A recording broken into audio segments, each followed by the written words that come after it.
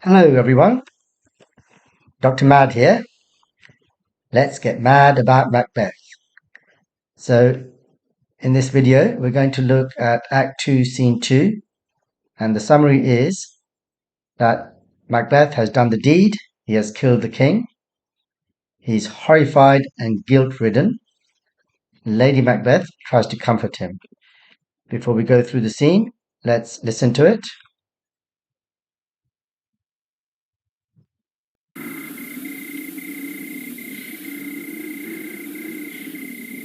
That which hath made them drunk hath made me bold. What hath quenched them hath given me fire. Hark! Peace, it was the owl that shrieked, the fatal bellman which gives the sternest good night. He is abouted. The doors are open, and the surfeited grooms do mock their charge with snores. I have drugged their possets, that death and nature do contend about them, whether they live or die. Who's there? Wardrobe! I'm afraid they have awaked and 'tis not done. The attempt and not the deed confounds us. I laid the daggers ready. He could not miss them.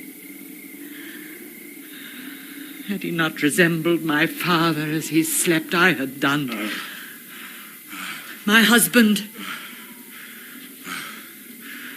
I have done the deed. Didst thou not hear a noise? I heard the owls scream and the crickets cry. Did not you speak? When? Now. As I descended? Aye. Hark! Who lies in the second chamber? Donalbain.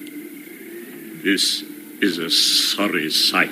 A foolish thought to say a sorry sight. There's one did laugh in sleep, and one cried murder that they did wake each other.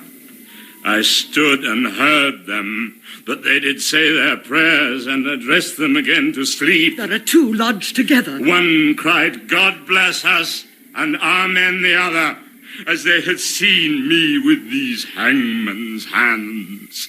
Listening their fear, I could not say amen when they did say, God bless us. Consider it not so But deep. wherefore could I not pronounce amen? I had most need of blessing, and amen stuck in my throat. These deeds must not be thought after these ways, so it will make us mad. Methought I heard a voice cry, sleep no more. Macbeth does murder sleep.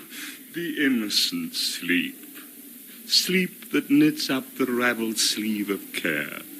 The death of each day's life. Sore labour's bath. Balm of hurt minds. Great nature's second course. Chief nourisher in life's feast. What do you mean? Still it cried, sleep no more, to all the house. Glamis has murdered sleep, and therefore Cawdor shall sleep no more. Macbeth shall sleep no more. Who was it that thus cried?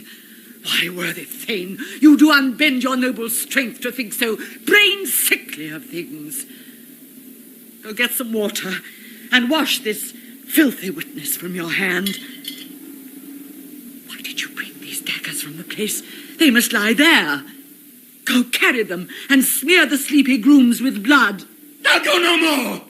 I am afraid to think what I have done. Look on it again, I dare not. Infirm of purpose, give me the daggers. The sleeping and the dead are but as pictures.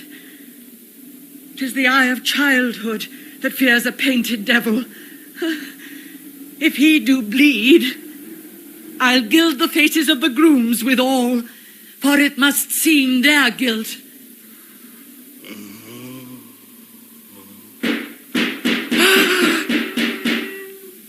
Whence is that knocking? How is't with me when every noise appalls me? What hands I hear? Ah, they pluck out mine eyes. Will all great Neptune's ocean wash this blood clean from my hand? No. This my hand will rather the multitudinous seas incarnadine, making the green one red. My hands are of your colour, but I shame to wear a heart so white.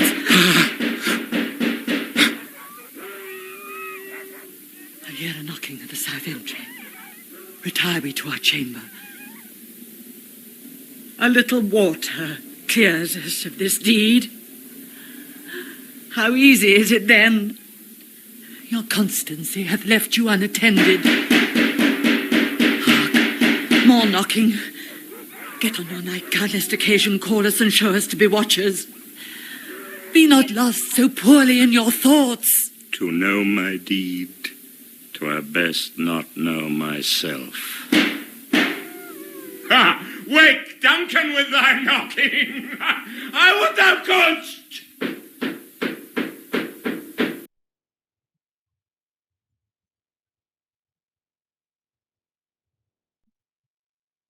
So let's go back now, and you can read the summary again, but let's go through the scene line by line. So Act 2, Scene 2, the same place. So when it says the same, it means the same place as before. In other words, the castle. Enter Lady Macbeth. That which hath made them drunk hath made me bold. What hath quenched them hath given me fire. Hark, peace. So she just means that she's talking about the guards. She's given them drink, and so they're sleeping, which makes her brave because she can't get caught. And then she hears a noise. Hark, peace. So hark is just an exclamation. And then she realizes that it was the owl that shrieked.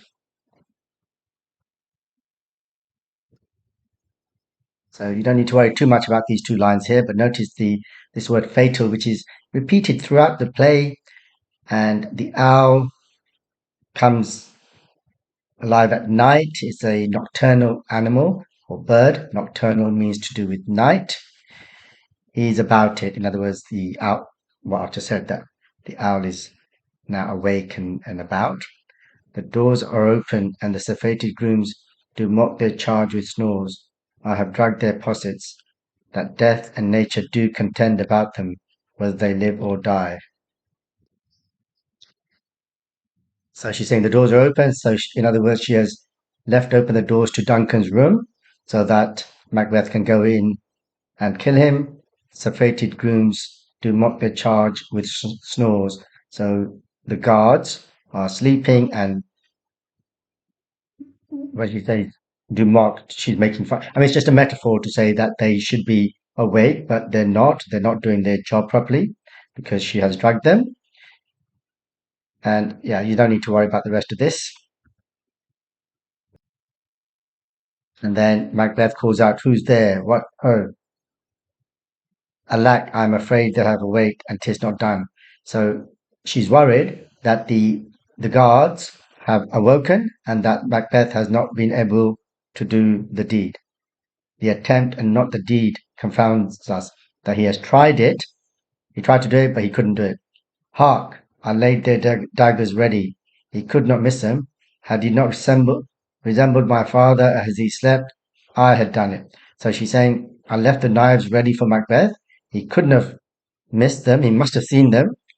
And she says that when she went to do that and looked at Duncan, if he hadn't reminded her of her own father, she might have killed him. And then enter Macbeth, and she says, "My husband." And he says, "I've done the deed. Didst thou not hear a noise?" And yeah, so he says, "I have done the deed. Didst thou not hear a noise?" So he's saying that, yes, I have killed the king. And did you hear anything? And she just replies, "I heard the owl scream. Did you speak?" And Macbeth says, "When?" She says, "Just now." He says, "As I came down." She says, "Yes, I means yes." So remember, he's all panicked here. So this conversation doesn't really make much sense. And you can see that with these single kind of words, single lines. So this is all part of form, of type. Yeah. If you can show the examiner that you understand how Shakespeare is showing the character state of mind by these single words and lines, as opposed to the long speeches, the soliloquies, and the monologues in other scenes. Who lies in the second chamber? He's asking who's sleeping in the next room. She says Donald Bain. So remember, this is Duncan's younger son. He doesn't play a big role. And then Macbeth looks at his hands, which are covered in blood, and says, "This is a sorry sight." And she says, "A foolish thought to say a sorry sight." So she's saying it's a bit late to say that now. It's a bit stupid to say that now.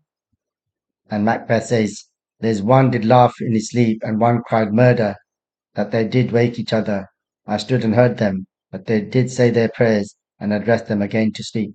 So he's talking about the guards and saying that one of them laughed in his sleep, but the other one cried murder, which is strange, isn't it? Because they're sleeping. They don't know what's going on. So maybe this is just Shakespeare being poetic, saying that maybe they sensed it, or maybe God was trying to warn them or something. And anyway, they woke each other up and started to say their prayers. And Lady Macbeth says, yes, those two people are sleeping in the same room. Then Macbeth says, one cried, "God bless us," and amen the other, as they had seen me with these hangman's hands, listening their fear. I could not say amen when they did say, "God bless us." So Macbeth is saying that the guards, one of them said, "God bless us." The other one said, "Amen." Now they're probably just saying their prayers, right? But because his mind is so guilty, he's thinking that they said it because they knew what he had done, that they could almost read his mind or see his hands covered in blood. And then he says that when one of them cried, "God bless us," Macbeth also tried to say amen, but he couldn't say it. Now, the word amen actually is quite complex. It has many meanings and different translations. Usually is translated as "so be it" or "truly" or something like that. But it doesn't really matter. The point about it is that it's a holy word. It has holy connotations. And because he couldn't say it, is because he realizes this terrible sin that he has committed, the worst sin of all, to kill God's representative. So he has now cut himself off from God, and therefore he cannot say this word amen. Consider it not so deeply, she says. Don't think about it. But he's still carrying on thinking about this. But wherefore could not I pronounce amen? I had most need of blessing, and amen stuck in my throat. Well, this is a strange thing for him to say, isn't it? So he wanted to say amen to get blessing from God. Why would he even expect that? He has just killed God's representative. And Lady Macbeth kind of repeats the same thing. These deeds must not be thought after these ways, so it will make us mad. She said, look, you can't think about this. If you do that, it will just make you mad. But Macbeth is still kind of continuing on in the same vein, in the sense that we're not talking about amen now, but he's still guilt-ridden. He's feeling so guilty, he can't think of anything else.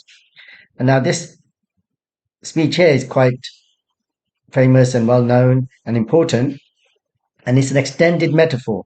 So remember, a metaphor is a direct comparison where you compare one thing or another.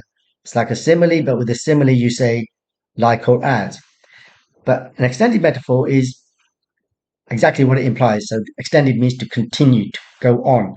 So so with a metaphor, you normally just do it in one sentence or a few words. Here he carries on this extended metaphor about sleep, which is that because of this terrible thing he's done, he can't sleep anymore, and he'll never be able to sleep.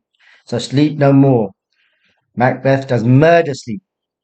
So this word murder is interesting, isn't it? He has just committed murder, the worst murder of all, but that means he's also sort of murdered himself in the sense that he'll never be able to sleep again.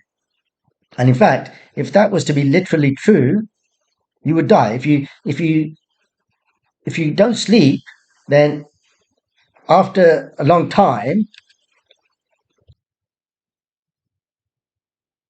it can actually kill you.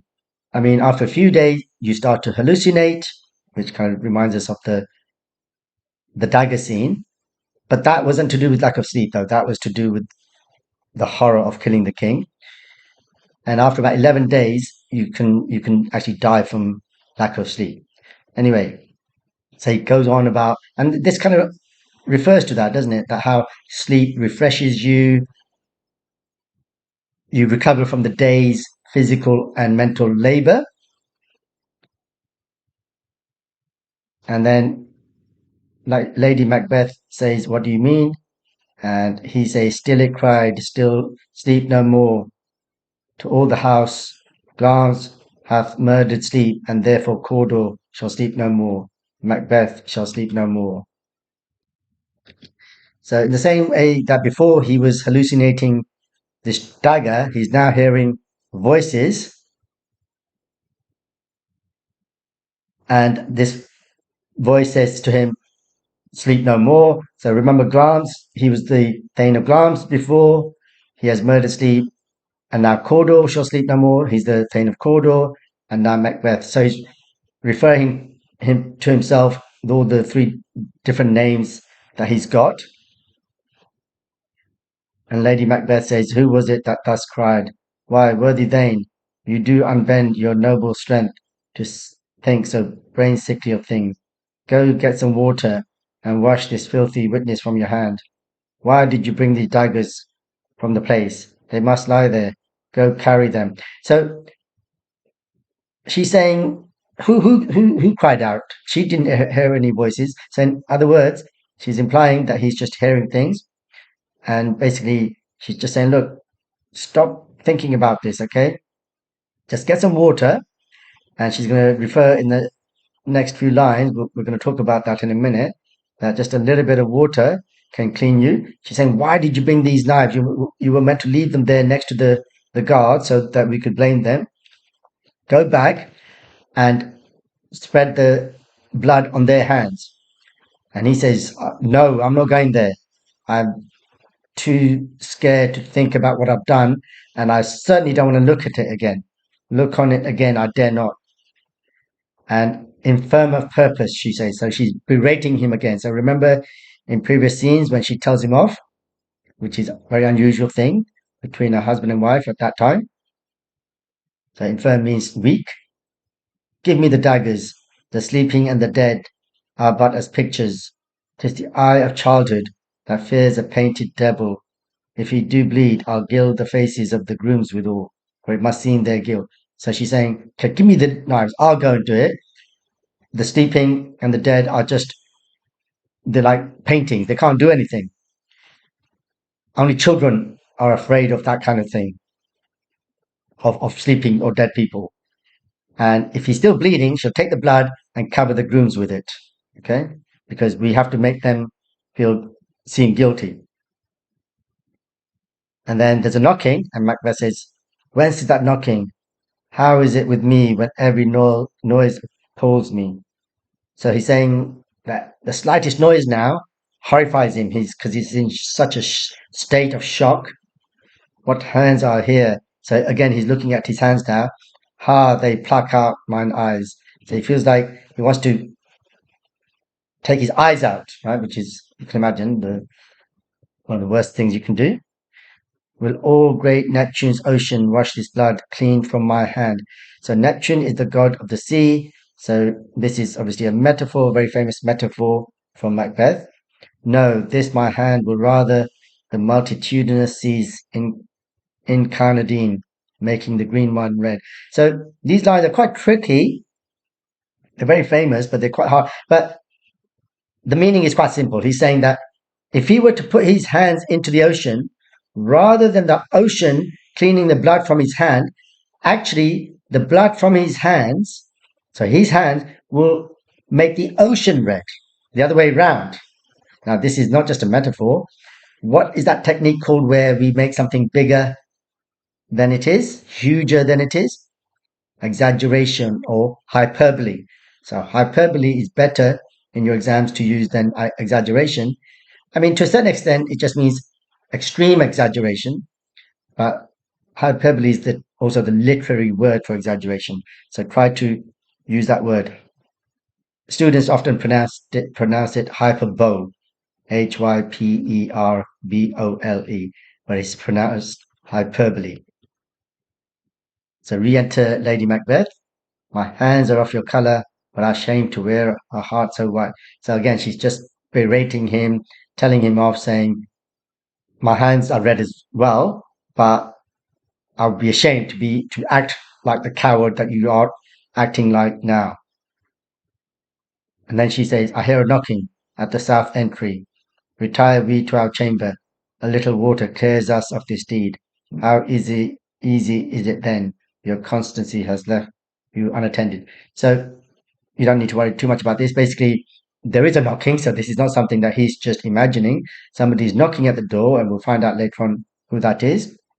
But notice this line here, a little water clears us of this deed. So that's the complete opposite of him saying the whole ocean won't clean his hands. She's saying just a little water will clean it. So at this point in the play, he is feeling completely guilt-ridden. She's not feeling any guilt at all. But note that as the play progresses, these roles are reversed. She becomes so guilt-ridden that she goes mad and eventually kills herself. Sorry to give the story away. And whereas he kind of changes the other way. So that's really one of the key points about this play, how these two characters start differently, but then end up kind of in opposite. Anyway, hark, more knocking. Get on your nightgown, lest occasion call us and show us to be watchers. Be not lost so poorly in your thoughts. So she's saying, look, go and get your nightgown. We don't want people to think that we're up and about because then they might get suspicious of us. To know my deed, 'twere best not know myself.